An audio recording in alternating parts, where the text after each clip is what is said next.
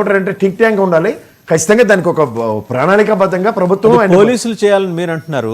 జగన్మోహన్ రెడ్డి గారే తన క్యాడర్స్కి తన లీడర్స్కి చెప్పి మీరు అదుపులో ఉండండి అనే మాట చెప్పొచ్చు కదా ఆయన.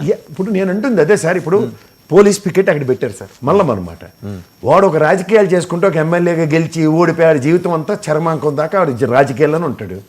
పోలీసులు అడ్డుపెట్టగానే సార్ పోలీసులు అడ్డుపెట్టారు కాబట్టి దండం పెట్టేసి మనం వెనక్కి వెళ్ళిపోదాం అని వెళ్ళిపోతే వాడిని ఎవడన్నా పుష్టీకరిస్తాడు ఏ నాయకుడినైనా.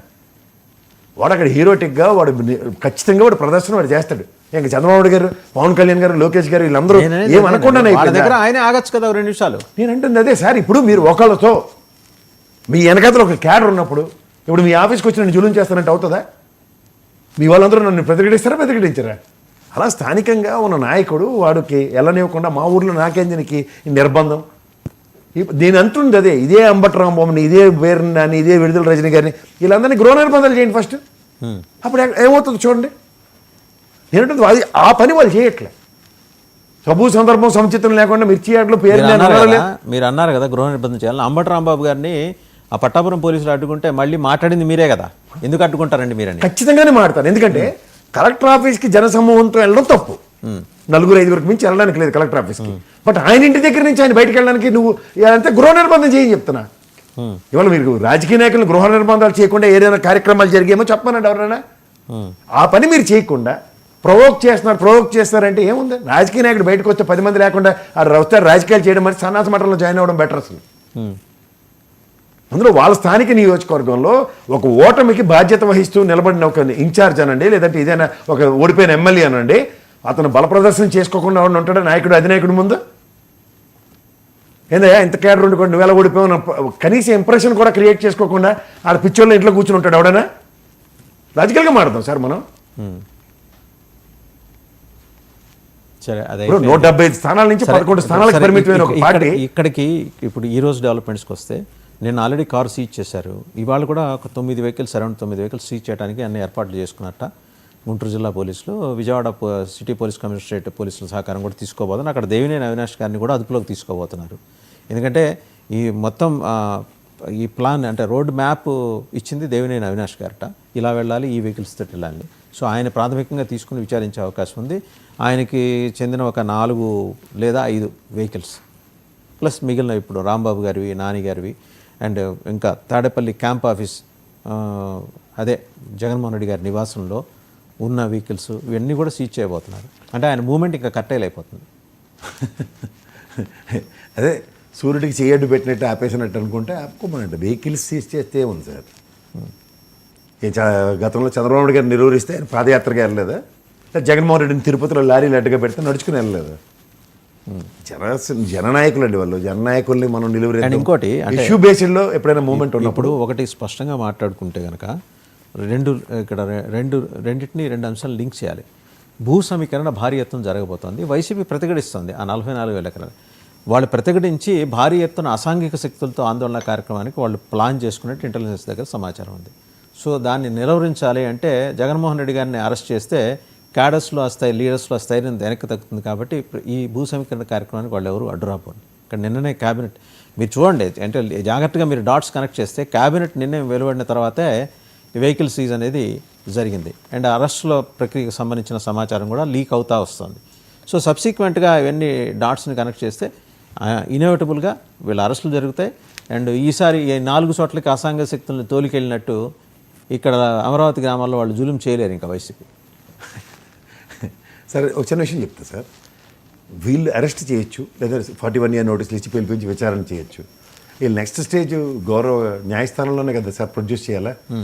ప్రొడ్యూస్ చేసినప్పుడు ఈ క్రెడెన్షియల్స్ను వాట్ ఈజ్ హ్యాపెండ్ అన్నది ఏ విధంగానూ పరిగణలోకి తీసుకోకుండా గుడ్డెది జైల్లో పడినట్టయితే న్యాయ వ్యవస్థ పనిచేయదు కదా.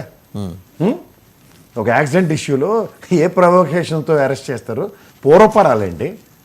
ఒక వెహికల్ కింద పడిన వ్యక్తి బయటికి ఎలా వచ్చాడు? మీరు అలాంటి అడుగుతారని గుంటూరు మిర్చాడు కేసు కూడా బయటకు వచ్చింది. అవునండి, రకరకాల కేసులు ఉన్నాయి అక్కడ. నేనే పెట్టుకునేవాడు సార్. ఇప్పుడు తోపడాకి దొరికిన స్టేషన్లు అన్నీ పోసాన కృష్ణమురళి మీద, నిన్నేమో కృష్ణరాజు మీద కేసులు పెడితే ఏమైంది? గౌరవ సుప్రీం హైకోర్టులో ఏం చెప్పాడు? ఇవన్నీ ఒకే అమరావతి హైకోర్టులోనే కన్సిడర్ చేయండి, దీన్ని ఒకటే కేసు కింద, దీన్ని ఈ విధంగానే విచారించండి. నేను ఫుడ్ ఆన్ చేయలేదు కోర్టు. ఇవి చూడండి, అవి చూడండి. భావావేశంతో చేసే ప్రతి చర్యకి ప్రతిచర్య ఉంటుంది, ప్రతి చర్యకి చర్య ఉంటుంది. ప్రతిచర్య ప్రాస్పెక్టుల్లో గవర్నమెంట్ కనుక ముందుకెళ్తుంటే చర్యలు గౌరవ న్యాయస్థానాలు తీసుకుంటే అది మీ చేతిలో నా చేతిలో లేదు. ప్రతి చర్యని అపోజిషన్ కనుక ప్రొవోకేట్ చేస్తే చర్య ప్రభుత్వం తీసుకుంటుంది. ఈ రెండు ప్రజలు గ్రహించగలిగితే చాలు. ఇప్పుడు ప్రతి చర్య ప్రభుత్వ పరంగా నడుస్తుంది, చర్య గవర్నమెంట్ పరంగా ఉన్న న్యాయ వ్యవస్థ పరిరక్షిస్తుంది. తాడేపల్లి నివాసం దగ్గర అయితే హై టెన్షన్ ఉంది. ఏ క్షణంలో అయినా పోలీసులు అక్కడికి వచ్చి ముందర నోటీసులు ఇస్తారు.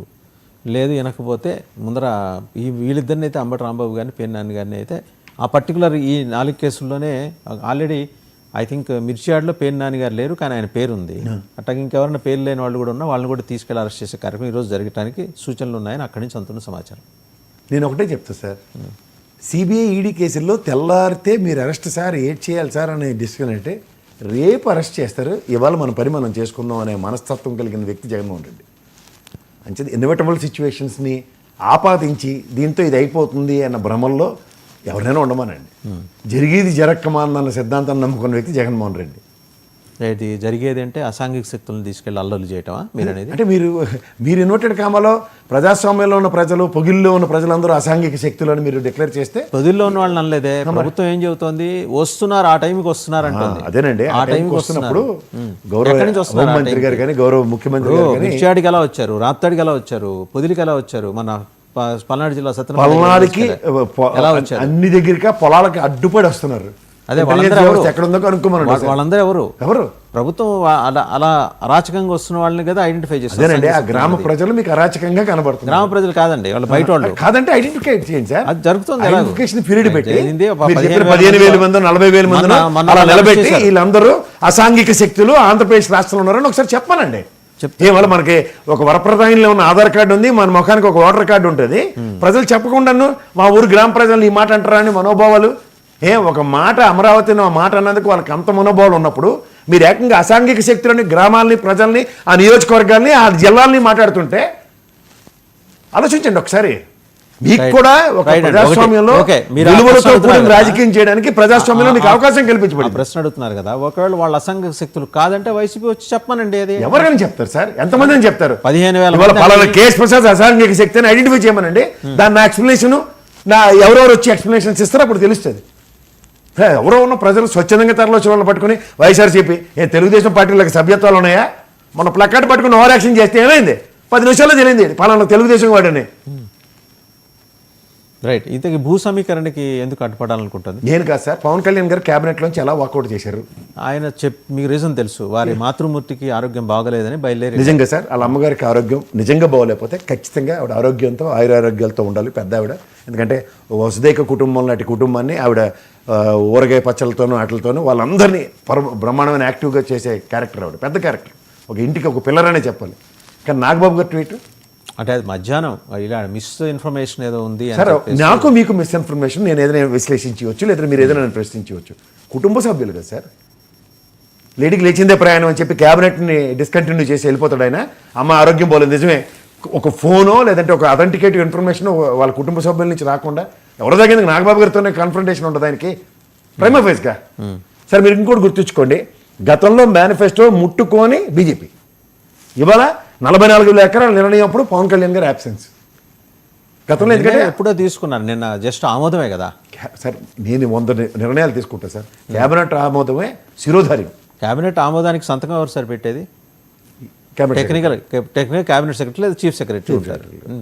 క్యాబినెట్లో చర్చించుకున్న తర్వాత చీఫ్ సెక్రటరీ గారిని పిలిచి అయ్యా మేము ఇది మా పాయింట్స్ అండి, ఇవి మా మినిట్స్ ఆఫ్ ది ఎజెండా అండి అంటే ఆయన ప్రిపేర్ చేసి సంతకం పెట్టి ప్రభుత్వం తరఫున. ఇప్పుడు అలా కాదండి, నేను ప్రజలకు అర్థమయ్యే భాషలో చెప్తాను. అసెంబ్లీలో ఒక చర్చ జరుగుతూ ఉంటుంది, ఆ చర్చకి వ్యతిరేకిస్తున్న అపోజిషన్ పార్టీ వాకౌట్ చేస్తుంది. అలా పవన్ కళ్యాణ్ గారు వాకౌట్ చేశారన్న ప్రాస్పెక్ట్ ఎందుకు తీసుకోరు మీరు? బికాస్ రాజధాని విషయంలో ఆయన కన్సర్న్లు చాలా రకాలుగా చాలా విధంగా ఎక్స్ప్రెస్ చేశారు, అవునా కదా గతంలో. So basing on all that ఇవాళ తీసుకున్న స్వచ్ఛందంగా రైతుల త్యాగంతో ఇచ్చిన 34,000 ఎకరాలకి వాళ్ళకి సముచితంగా సమన్యాయం జరిగితే అన్న అప్రహెన్షన్లో పవన్ కళ్యాణ్ గారు ఉండొచ్చు కదా. మీరు చాలా క్యాలిక్యులేటెడ్గా ఒక వర్డ్ వాడారు, పవన్ కళ్యాణ్ గారు క్యాబినెట్ నుంచి వాకౌట్ చేశారు అని. వాకౌట్ ఎందుకు అవుతుంది? ఆయనకు he has a valid reason to leave the cabinet meeting. I'm not denying it. Valid reason అన్నదానికి మధ్యాహ్నం నాగబాబు గారు ఇచ్చిన ట్వీట్ అది ఇవ్వలేదు అనుకోండి సార్, ఐ రెస్పెక్ట్. ఎవరికైనా తల్లి కన్నా ఇది ముఖ్యం కాదు సార్. తల్లిని ఎవరైనా గౌరవించాలి, అందులో అంత పెద్ద ఆవిడ, అందులో తండ్రి లేని పిల్లలు వాళ్ళు ముగ్గురు. సో సో కుటుంబానికి ఒక యాంకర్ రోల్ ప్లే చేస్తుంది. అంతమంది మనవలు మనవరాళ్ళు అక్క చెల్లెలు కుటుంబానికి ఆవిడ పెద్ద మనిషిగా యాంకర్ రోల్ ప్లే చేసినప్పుడు ఎవరికైనా కన్సర్న్ ఉంటుంది. ఇప్పుడు మీరు రేపొద్దున ఆవిడకి నిజంగా ఆరోగ్యం బాగాలని మీరనే నేను కన్సర్నే చూపిస్తాం. కానీ ఇక్కడ వాస్తవం ఏంటంటే ఒక క్యాబినెట్ నిర్ణయాల విషయంలో గౌరవ ఉప ముఖ్యమంత్రి స్థాయిలో ఉండి ఒక పార్టీ అధ్యక్షుడు, ఇది కూటమి, మీరు ఆ కోణంలో ఎందుకు చూడలే? రైట్ అండి. బీజేపీ ఏం మాట్లాడలేదు అంటే బీజేపీ వాళ్ళు నాలెడ్జ్లో ఉందో లేదో కూడా తెలియదు ఈ విషయం. బీజేపీ ఏమో సార్ తలుచుకుంటే ఒక నిమిషంలో డెసిషన్ తీసుకుంటారు. వాళ్ళ డెసిషన్ పక్కది అండి. And వాళ్ళు ఈరోజు ఒక అంటే పర్పస్ మీరు అనేది